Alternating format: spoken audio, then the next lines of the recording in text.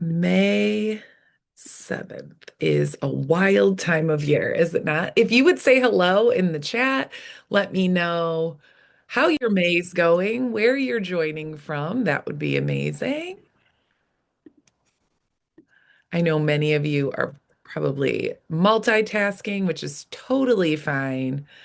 We're going to get into it, and I'm just going to make sure I got all my windows open here. Okay, wonderful. Hi. All right. Everybody can see my slides? Yes. Wonderful. Let me know in the chat if you can see my slides. Okay. No problem at all. Thanks for being here, Sammy. I'm also from Michigan. I live in Chicago, but I'm originally from Michigan. Joining from Belize. Thanks, Maria. Nice to have you here. Okay, I'm going to try to keep an eye on the chat as well. Um, but feel free to come off mute if something goes crazy or my slides disappear or something. Um, let's get started. You are here for how to create consistent math instruction across your classrooms without adding another program. I want you to picture this. Your students open their notebooks, you read the word problem out loud, and before you even finish the sentence, pencils are dropping, eyes are drifting, and a few kids are quietly checking out by putting their hoods up. That's the moment when word problems don't just feel hard, they feel like, you know, what are we even doing here, right? Like they're shutting students down. And if that feels familiar or you've seen that happen in your classrooms, that's what we're going to try to avoid today. Okay. But before we go any further, if you're just joining us, please say hi in the chat. Let us know where you're joining from, how your May's going. I want to know who's in the room with us today. And many of you, I would love to know how many of you could answer like yes to this question. Math instruction varies from classroom to classroom. Let me know if that's true for you. Um, yes, Sammy says yes. Sarah, Susie, yes. Hi from Florida, Sarah. Welcome. It is so cold here in the Midwest. We need a little Florida energy. Um, what about let me know in the chat if you have invested in a curriculum or PD, but you still see inconsistencies. Say PD or say curriculum. Let's say PD. That's faster. Say PD in the chat if that is you. You've invested in something, but it's still being implemented inconsistently. And then do you want stronger thinking and engagement in math class? Yeah, that's of course what we want, right? Let me know if that's what you want. Inconsistency, I mean like, some teachers are doing it, but then you have another classroom that maybe is like doing it, but it's not, it looks different. Maybe you have some that just don't do the thing, the curriculum, the initiative. Yes, of course. Okay. Um, We're going to do this, how to create consistent, high quality math instruction without adding more, right? But instead, shifting our focus onto what actually drives results daily. You're going to get a lot out of today if you are a principal, assistant principal that is responsible for outcomes, but you're also leading the school in the instruction. You're also going to get a lot out of today if you're a math coach, because I bet you are trying to align instruction across teachers and classrooms to provide that high quality tier one, maybe tier two or tier three for all of your students in your building. And if you're leading a school where math classrooms don't yet have a strong vision for what mathematics is and could be, you're going to get a lot out of today. The only thing I ask, I'm doing this free training on a Thursday morning for all of you because I know that you are here to take action on the ideas that you learn. Like that's why I wanted to do this because I bet all of you are those people who sign up for all the things. And I love that. But don't let this one be like another one that you just like attended and watched. And then it falls to the bottom of your email. Listen, that's me too. I get it. But let's commit today to take action on some of these ideas. Um, Everything I'm going to share with you today comes directly from the schools that I work with inside of the classrooms that I'm in every week. It's based on theory and research, but it's not a one-off PD. Okay. This is all real life examples. So, what you'll walk away with today is a clear understanding of why math initiatives don't stick. And the goal for our time together for me is to help you create that consistent math instruction across your school using a simple framework. Okay. If you have a different goal, I would love to hear it. If you are struggling with a certain thing or you were hoping that I was going to cover something, let me know in the chat so that I can make sure everybody feels like they're getting what they need today. The reality is that we aren't going to be able to cover everything today, right? We're not going to go into full implementation mode today, but I am going to show you exactly what to focus on and where to go deeper if that's something that you want to do at your school. I'm going to show you the steps that you can take. Um, and these are some of the things that you might be experiencing. You might be experiencing that I've already said, like that instruction that varies from classroom to classroom, but also like teachers are doing their best, right? But the results are frustrating because we keep taking these tests and things aren't moving, but you know your teachers are working so hard. Or maybe students are not consistently thinking and engaging during math classes. You see that pattern of when you go in, they are engaged. And then when you're not in the classroom, you hear the rumblings that it's hard to engage kids in math. Let me know if you're experiencing any of these things. And then that idea of like, as leaders, we aren't really sure what we're looking for. A dear friend of mine is a leader of a school in Denver, and she and I were talking, and she was like, I am an ELA teacher, Mona. I don't know what I'm looking at in these classrooms in math. So I need you to tell me. And so that really opened my eyes to be like, oh yeah, as leaders, school leaders or, instructional coaches, we go into those roles from a lot of different backgrounds and you aren't expected to be an expert on all of them. Um, but what happens over time when we have these inconsistencies in student engagement, when our teachers are working hard, but things aren't changing? We get that frustration, right? Or the initiative fatigue. Like, what do you mean we're going to try another thing? Or even where we start to question, is this actually even working? And then the concern around investing in something else again with no change. Because if we're being honest, I know what you'd love to see happening in your math classes is that consistent instruction across all classrooms, that strong tier 1 instruction where students are thinking, talking, and solving problems, building those life skills of discourse and reasoning and where your teachers are confident and they're aligned and they're collaborating. And you, as the leader, have that clear look for. You know what you're going in and looking for.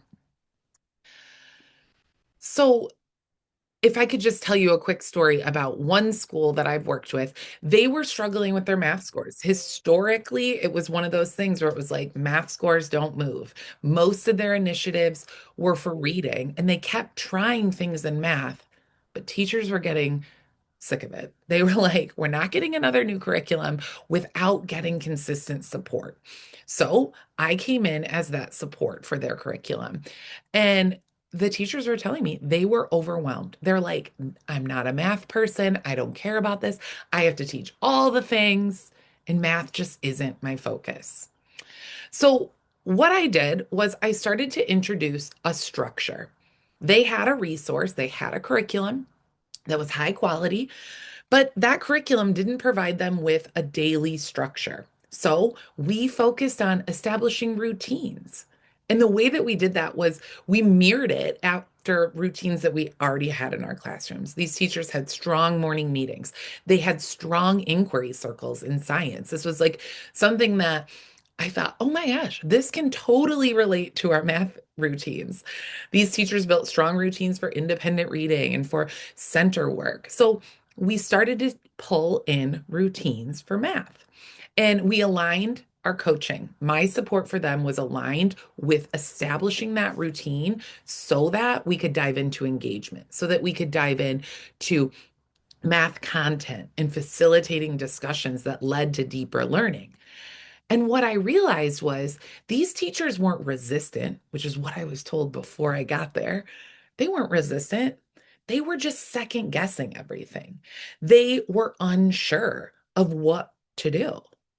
So when we brought in those daily routines, it really helped fast track them to improving their math achievement, not through a new program, but through consistent daily classroom structures.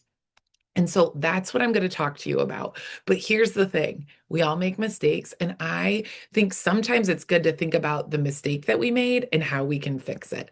Because around this, these five kind of core strategy or core mistakes, it's we're gonna kind of break down. Okay. We're gonna break them down and I'm gonna show you what to do instead. Okay.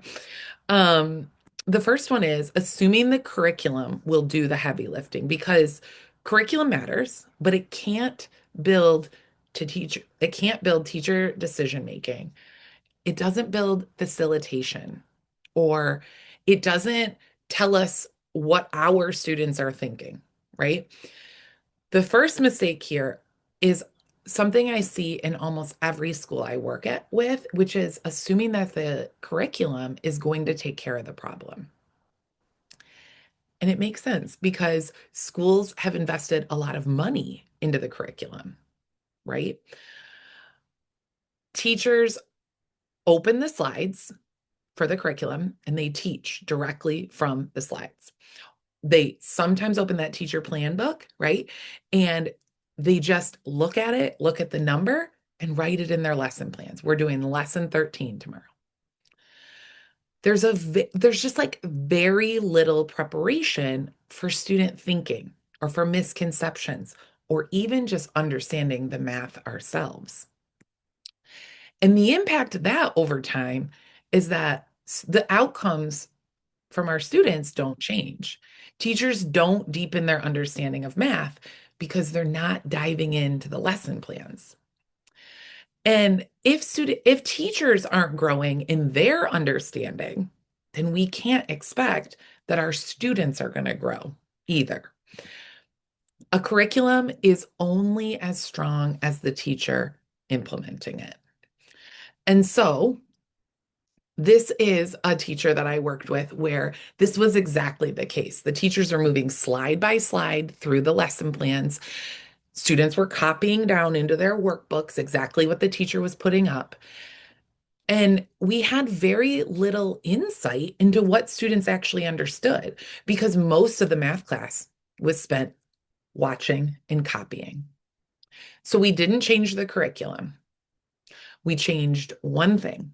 We helped teachers focus on checking for understanding, on actively engaging students in thinking and solving and talking, and then checking their understanding, finding out what they knew. That super small shift within a few weeks, teachers like this teacher, Bridget in first grade, started to see what her students actually knew and could do. And that helped her use her curriculum more effectively. And what happened was teachers started to understand their students. They became better at instruction and better at making decisions around the curriculum. So now we're going to build in a little reflection time, okay? So how much, on a scale of 1 to 10, how much is your school relying on curriculum to do that heavy lifting right now? So one being we're not really, or we're, wait, let's let me figure this one out. One being we're not really relying on it at all. We rely on our teachers' knowledge, or 10 being we're relying completely on it. Let me know. Okay, thank you so much, Sammy. A 7. So, leaning a bit more toward the curriculum. Great, thank you. Susie says 8. Wonderful. Thanks for chiming in here. I want you to imagine if your teachers not only just delivered the strategies, but they themselves understood the math deeply. And this is something that I know comes with a lot of shame. Only, and I know this from my own story. I didn't go into teaching to be a math teacher. I went into teaching to be a literacy teacher, a social studies teacher, to take kids on, these field trips that were connected to their units of study. That was what was lighting me up. And then I realized that I was just ignoring math completely. And after diving into some research and having some transformational coaching myself, I realized that teaching math could be just like how I was teaching everything else, student centered and alive with student ideas. But along with that came me having to confront the fact that I was teaching third grade math and maybe I didn't fully understand it because I was taught to just follow the steps and do what my teacher did. And I didn't necessarily understand all the reasons why I was doing what I was doing in math. So I had to relearn some math. And I know that many of our K-5, maybe even middle school teachers need to dive into the math, understand all the strategies and the why behind them. So imagine if each of your teachers could have that kind of transformation where they know what their students actually know and understand because they can see where their understanding is within the progression of understanding. And then when they've identified what their students know and don't know, they can make those real-time instructional decisions. That would be pretty awesome, right? So the second mistake I see is expecting professional development days to create this lasting change in the classroom. And that makes sense because we have these PD days, right? And this is where we're trying to improve instruction. But what usually happens is teachers sit through a full day of training, right? And then they leave with great notes, good ideas, maybe even some excitement. And then Monday comes and they go right back to what they were doing before. And PD becomes one more thing. And over time, this creates a pattern, right? Where initiatives come and go. They're just on PD days, right? Teachers are not like I was going to say bored, but that's not what I mean. Teachers are like over it with one more thing, one more PD. And then as leaders, we're left wondering like, why isn't this sticking? What can I do to motivate teachers? And the reality is that implementation doesn't happen in a PD or in a workshop. Even if we do teacher hat and student hat role playing, right? Implementation happens in classrooms with support over time because we have to create the space for teachers to learn how to implement and learn how to facilitate over time, just like we allow our students time to learn. At one school I worked with this year, um, the teachers had sat through multiple PD sessions. They had binders, like notes, strategies. People were showing up to my first session with them with all of these notes. But when I was walking into classrooms, I didn't see that consistency. I didn't see the change that the leaders had told me they had went through because the shift didn't come after the training, right? What I noticed was that teachers went to these trainings, but then weren't given the support to follow up. So that's where I came in. I came in and worked alongside teachers in their classrooms, helping them apply one small change at a time, moving toward that daily routine that we could implement across all their classrooms. Because the reality is, it's not about just knowing what to do, right? We all know what to do. It's about knowing how to do it in the moment with real students. And that takes practice. That takes muscle memory. That takes true understanding and trust from the teacher. So let's do another reflection minute here. 1 to 10, how much of your current approach relies on those PD days to drive change? Like, one, we're not relying on PD days. We have embedded coaching and follow up and support all year, every day, all day. Or, oh, there's not a 10 on this, it's a 0. Or 10, we have these PD days, they're high stakes, and we do PD. And that's what we do. Sammy, love it. You've got some coaching going on. Wonderful. Susie, okay. A little bit more toward just like relying on the PD days. Okay. So now imagine if your teachers weren't just trained in those PD days, but they were supported while they're teaching. They have clarity on what they're supposed to do, but then they get that feedback, which fuels their confidence. How would that change things happening in your classrooms? I like to help teachers make these intentional choices by becoming fully like responsive to the thinking in the room by planning for that thinking.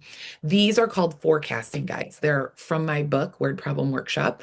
Um, and this is the way that I like to help do two things: help teachers deepen their understanding of all these strategies while also using it as a tool to better understand their students and make decisions in the moment. So, this is just one tool that I think could help in taking what people hear in PD and supporting them throughout the year. These are a digital download on my website, in the book resources. If you are interested in that, let me know and I can send you more info. Um, okay, number three, the third mistake I see is relying on generic, one size fits all professional development from programs or tech companies. And again, this makes sense because when you invest in a program or a curriculum or a tool, it often comes with training or there's training available for it, right? But remember those binders that I was talking about? That's what happens. This is what it looks like in practice. The teacher gets the new curriculum, right? Or the new tech platform is rolled out, and teachers are given access and they're expected to use it right after they get it. And after they get this walkthrough PD virtually or even in person. And over time, what happens is teachers are inundated with, okay, I got a new program. I got this walkthrough at the beginning. And then PS, I love IM 360. So this is no shade on this. This was just the picture I could find. Um, but what happens is teachers struggle to apply all the parts of the program, right? And that's where the inconsistency starts. Then it's either used poorly or it's used in a way that's not fully implemented. And then teachers are like, or people are like, that doesn't work. It doesn't quite fit their students, or they feel like it's disconnected from their day-to-day like routine. And then we're feeling frustrated, right? Because we're like, we can't return this curriculum, right? And all of a sudden now the curriculum we were sure was going to help didn't help. So even if the idea is good, like the ed tech program is good or the curriculum is good, it doesn't stick because teachers are overwhelmed with all of this. And then it just becomes another thing that we tried and it fades. Instruction isn't one size fits all. And PD can't be either, and neither can resources. It has to be built inside the real classroom with real students, real teachers, real feedback. I know we have some coaches on the call today. That feedback that's responsive to what's actually happening in your school with your students. I like to remind the teachers I coach, like, this curriculum is written for every kid everywhere, right? And so you can't just like take it and deliver it. You have to make it relevant to your students. That's where the teacher expertise comes in. I've worked with schools where teachers had gone through the program-based training, right? And they understood kind of the structure. They gave them the theory of the program. But when it came time to use it in their classrooms, they were unsure, right, of how to kind of deliver it. This particular school had done virtual training with the curriculum company, and that's just different than facilitating a discussion in front of kids. So, what had happened when I got there and talked to them about this PD was like, they were like, well, it doesn't work. There's not enough practice. They want us to do all this talking. So, either teachers had abandoned it or they were using the curriculum inconsistently. And the shift that we were able to make didn't come from me doing another training on why discussions in math work. It came from me getting in the classrooms with the teachers and working with them side by side to show them that it does work. And the best part, I think, about doing this kind of work side by side with teachers is that you can bring in the whole grade level. I'm going to model in a third grade class today, and I need the third grade teachers and any fourth grade teachers that are free to come. And let's do this together. Let's start building a culture of learning from one another. Because even the best program's PD only works when teachers know how to use it with confidence and consistency. So, how personalized is the support for your teachers right now? One, not really, or one can be not really personalized. I gotta write this on there so I don't forget. And 10 being like highly personalized. How are we doing at taking those big ideas and helping our teachers see themselves in those ideas? Amazing. Yes, great. Now, imagine your teachers getting that support in their classrooms with actual students working through the lessons that they're actually teaching. How much more impactful would that be? And if you know your teachers need more personalized in classroom support, that is kind of like exactly what I was able to do here with Amanda. Um, and her students have made incredible progress. Um, so the fourth mistake, and I want to be conscious of your time because we're already at 30 minutes, is relying on test scores to understand what's happening in instruction. And I want to be really clear. Test scores matter. We know that. They're important. They're a part of the system that we work in, but they're not everything, right? This tells a story of our students here. These ELA and math scores on the IAR, this is the Illinois test, that might not be representative of what they're doing every day or what they can do. And test scores create a gap, right? You don't always know what students are thinking during instruction. You don't always see where their misconceptions are. And it's hard for teachers to identify those gaps from a test score. And so we have to look at our instruction while it's happening because test scores are lagging indicators. They tell you what happened. They don't show you what's happening and why it happened. And this is the part we were talking about of like, what is even supposed to be happening in math class, right? Sometimes leaders question that. If we want to improve our math outcomes, we have to look at the instruction that's happening right now, even if we're uncomfortable in math classes. I've worked with schools where leaders were closely tracking the data and watching, the diagnostic scores and the progress monitoring. But when we stepped into classrooms, students weren't consistently explaining their thinking. They weren't engaging in problem solving. They couldn't explain why the procedures in math worked. They were using computer programs, right, that tracked and were personalized learning. They were completing those workbook pages alongside the teacher, copying down what they said to do. But once we started focusing on like what was happening with instruction, everything became clearer for the teachers and the leaders because now we were prioritizing seeing instruction and how it was impacting student learning in real time. So, my suggestion here is to actually get into classrooms, have teachers sorting the work, right? Again, I put the forecasting guide there. Have teachers bring work to their grade level meetings, to their PLCs, looking at student work, norming our grading, right? As a way to engage teachers, but also to help teachers in the moment with that personalized support so that we can paint a fuller picture of who our students are. Because the idea is that you could walk into any classroom and clearly see student thinking, that you could hear meaningful math conversations and know what to look for. This is one of the evidence of community of problem solvers that I give the leaders that I work with. And this is like pretty intense math talk here on the checklist, but it gives leaders an idea of what they should see when they walk into classrooms.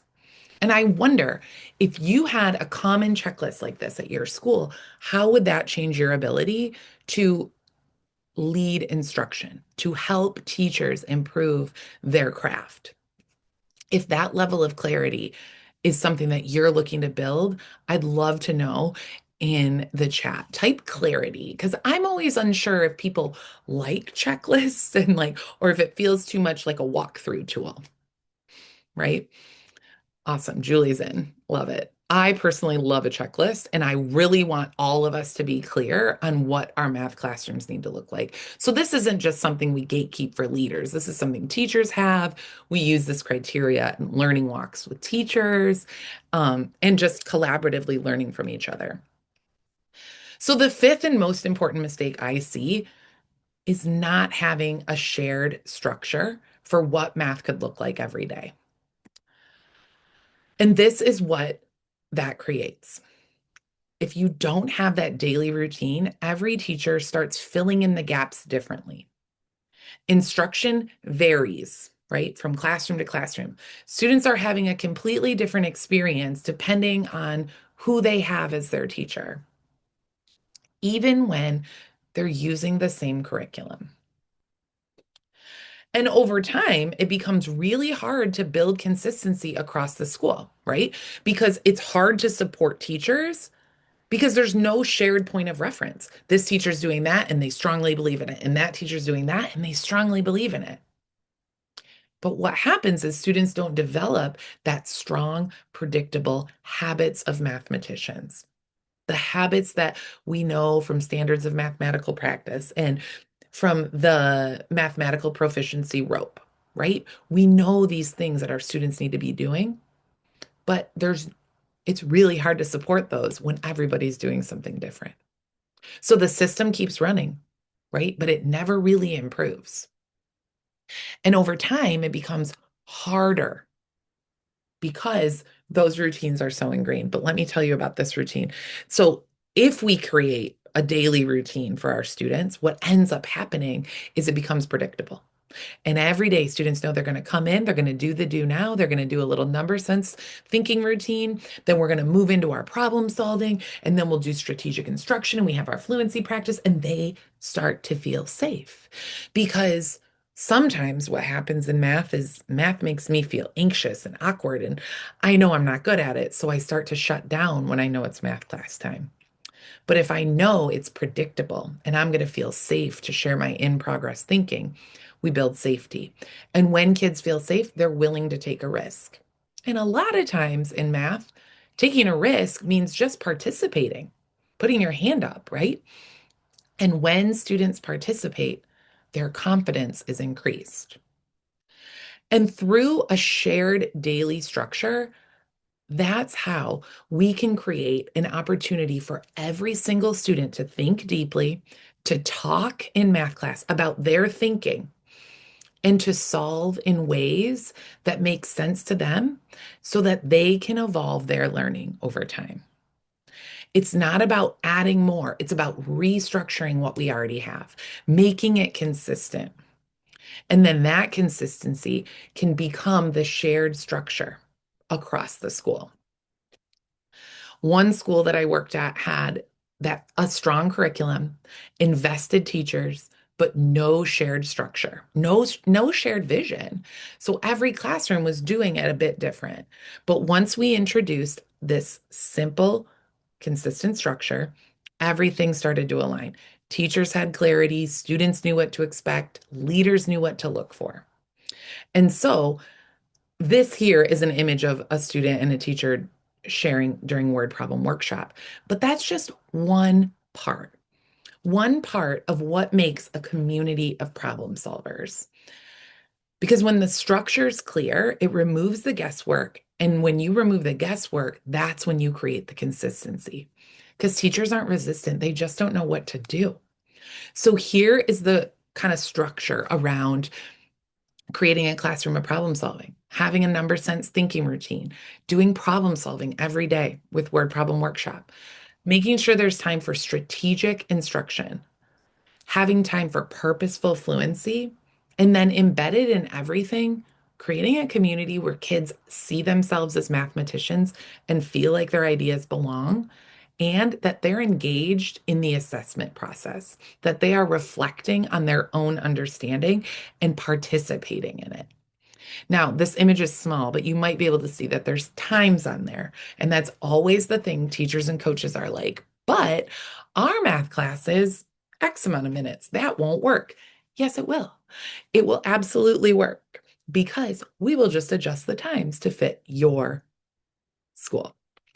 Um, so I would love for you to think about how consistent your daily instruction right now feels across classrooms in your school. One being not consistent, 10 being very consistent.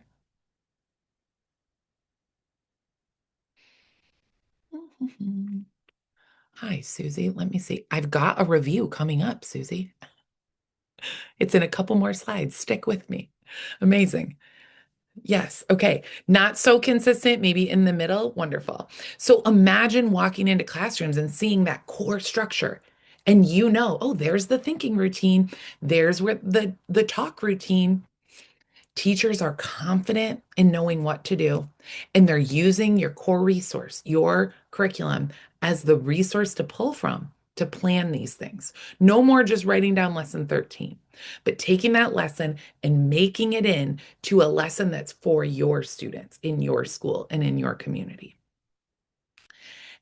And so the three structures that drive math achievement are in schools that I work with. I feel like we focus on these core structures. And I wanted to just throw this in here because this is kind of like what builds that community of problem solvers. That's what those core structures are all based around: thinking, talking, and problem solving. You've probably heard me say that a lot on this presentation already, but they're simple, but they're powerful if they're done every day. Okay, here you go, Susie. Here is the review. So, mistake one, and I would love for you to tell me which mistake was the most valuable from the presentation so far, because I trust that this was valuable and I appreciate your time. So, let's review. Mistake one, assuming the curriculum will do the heavy lifting. Mistake two, expecting PD days to create that lasting change, right? That one and done PD. Mistake three is relying on that generic PD from the program or the tech company, and then not personalizing it, right, to your school. And then mistake four is relying on test scores to understand instruction. And number five is not having a clear shared structure for daily instruction. Amazing. So we've talked through this today, and there are a few challenges that you're probably dealing with, right? Frustration with results. You're not seeing the level of math growth that you wanted to across the school year. And even though everybody's working hard and it's May and we're tired and you've invested in curriculum and PD, right? But instruction still is like inconsistent. It's not meeting the level that you want it to be at. And it's hard to get everybody aligned around what is strong math instruction. And maybe even you're having those intrusive thoughts about what about next year? And you're trying to figure out what you're going to do. What are we going to actually do that will work, right? Without overwhelming our teachers and investing in something, again, that just doesn't stick. I want you to imagine if just days from now, like Monday, Tuesday, you've made a decision to do something different. You're like, I'm not going to add another program, but I'm going to focus on real consistency in our classrooms this year, bringing teachers together. Imagine a few months from now, like in August or September, your teachers aren't just attending a training, but they're being supported in rolling out this new vision for what our classrooms can be. And the teachers are gaining confidence because now there's a clear plan.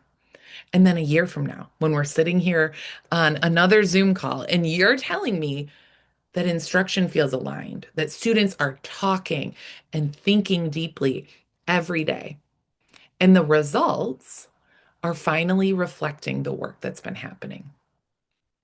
Now, that doesn't happen by chance. You know this. It doesn't happen when you hope it will happen. You have to make that decision to move from we have a program or we're going to do a PD to training and real personalized support and consistent structures for your team. And so if you're committed to that decision, I want to say, wait, no. And you're probably asking yourself how, right? The good news is, though, you don't have to like guess because I'm just going to tell you. Um, I want you to have these tools and be able to support you. So if you are, if you have another like 5, 10 minutes, I will show you a few ways that I can support you with that. Whether it's you do it yourself or we do it together or I help and I'm the person who delivers it. Okay. So if you're thinking like, this is exactly what we need, that's okay, right? You're going to do it. I work with schools to implement this, but as you see on here, it's not for everyone, and that's okay. Because before I share these next steps with you, I just want to make sure that you're clear. Like, these are the ways I work directly with schools, but it might not be possible for you. And that doesn't mean that I can't support you or I wouldn't like to help you out. So, that being said, these are my in-person offerings, but also there's tons in here in the book that you can check out, especially recommend for math coaches. I'm also having a summer book club. So, if you're watching this before the summer, if you're watching the recording, join us in the summer book club. And then reach out for virtual support too. I'm happy to do that. So if you got to head out and you're not interested in in-person support, that's totally fine. But I'm going to spend the next 10 minutes or 5 or 10 minutes talking about these three main pathways. Um, you're welcome. Bye, Susie. Take care. Thank you. Um, the three main pathways to work with that I work with schools. But before I go into all of that, everything is fully customizable. Okay. But I am going to talk about kind of these three ways.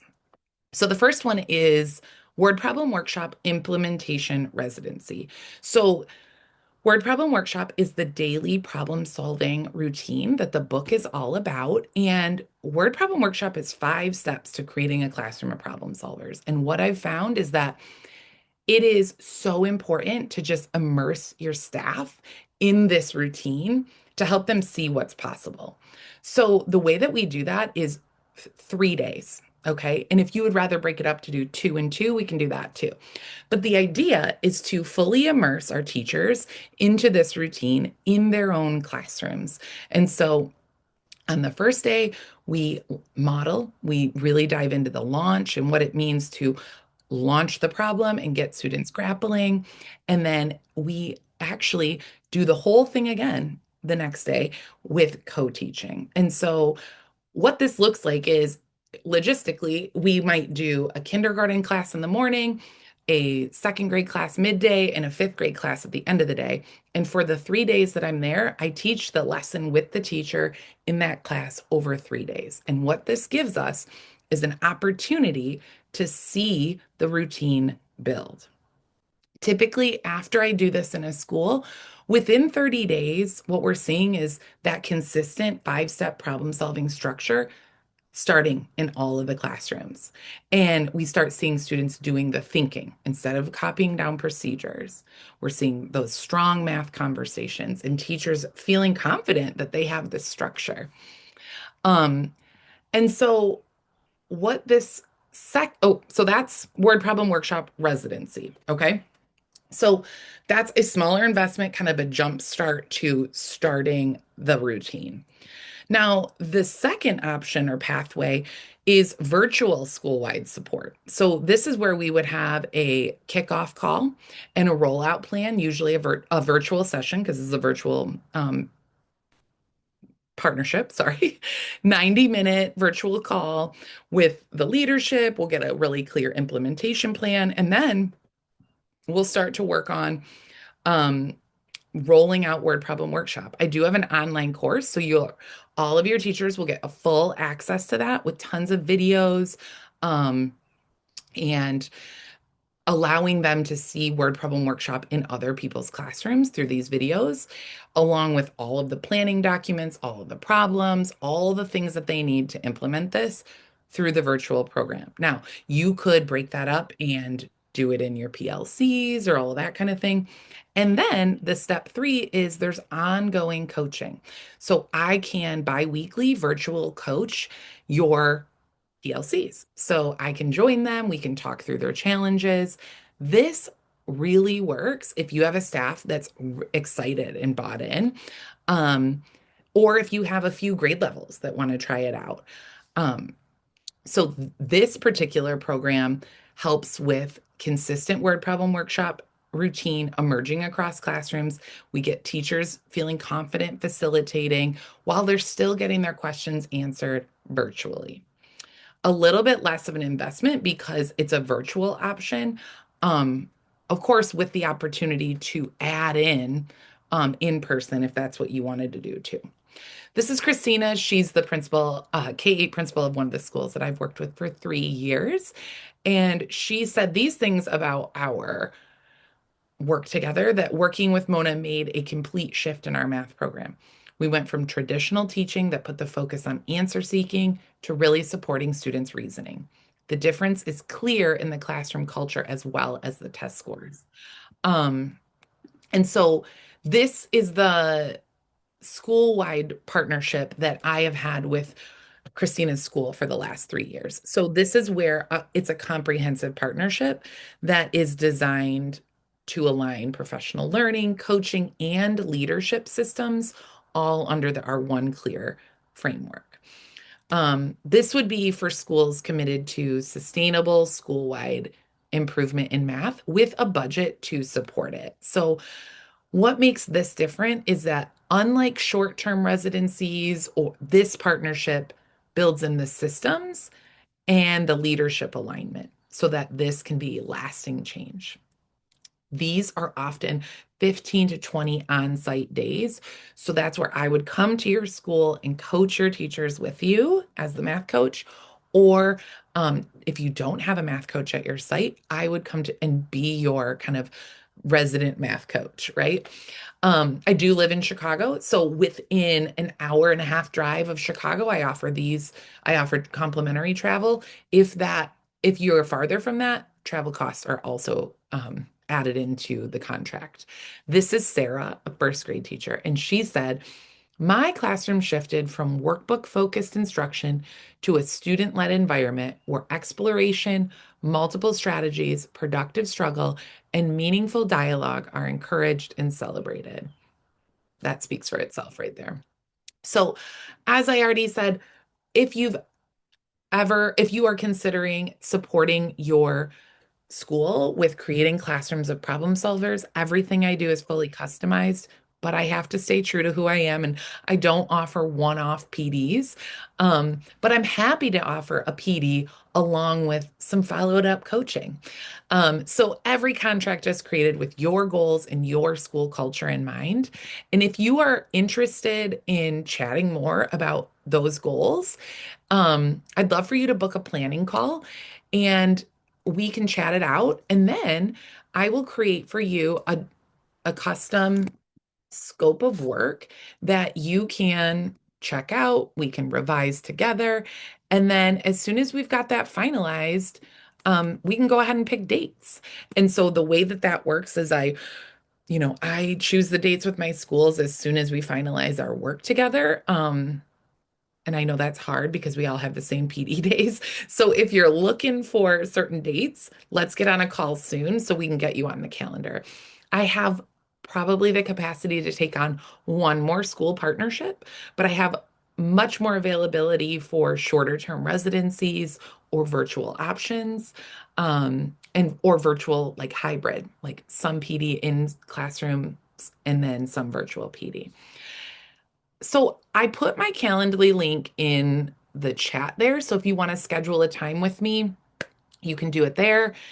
If there aren't any times, you can always send me a message. I'm sorry, an email, because we won't be on a Zoom forever. I put my email in the chat as well, and we can find a time that works for you. I'm also happy to answer any questions here if you have any questions. I know a few that always come up are, will this work with my curriculum? And hopefully I answered that on our call today. But yes, yes, it will work with your curriculum. Your curriculum is our main resource, in addition to your teachers. Will teachers buy into this? Ooh, this is like the spicy question that I always get from leaders, which is yes, because the work that I do with your teachers happens in their classrooms, and that actually makes their job easier. So we will initially get over some bumps in the road of feeling vulnerable and building relationships and, putting yourself out there. That's just the nature of change. And I'm really well aware of that and conscious of that when forming relationships with your teachers and helping them see the value of this work. And realize that I'm just a teacher bestie here to help. So this typically is a solid yes. Do we have time for this? That's actually why we focus on structure. We're not adding anything more to your math block. We are just taking what we're doing in our math block and we're changing it around to make time for the things that matter most. So I think you do have time.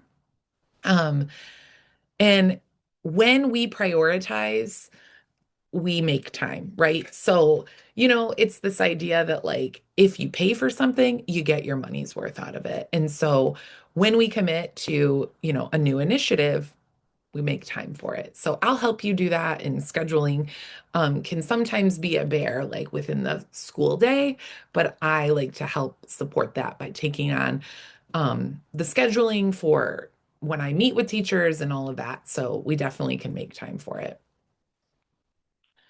What if we've tried things before? I'll tell you, I hear this one a lot too, but this is different because it's not just a training, it's implementation and it's support along the way. And whether that comes through virtual or in person, the idea is that the PD is designed to support your teachers as they try this out. Um, so I'm confident that this is a bit different than what you've had before, and we're going to make some real change together. So I'll go ahead and stop sharing my screen. And if you have any individual questions, feel free to come off mute or put it in the chat or send me an email at HelloMonaMath@gmail.com anytime, and I'd be happy to help you. Even if we can't work together in a coaching capacity this year, I'd love to stay connected and support you in any way that I can.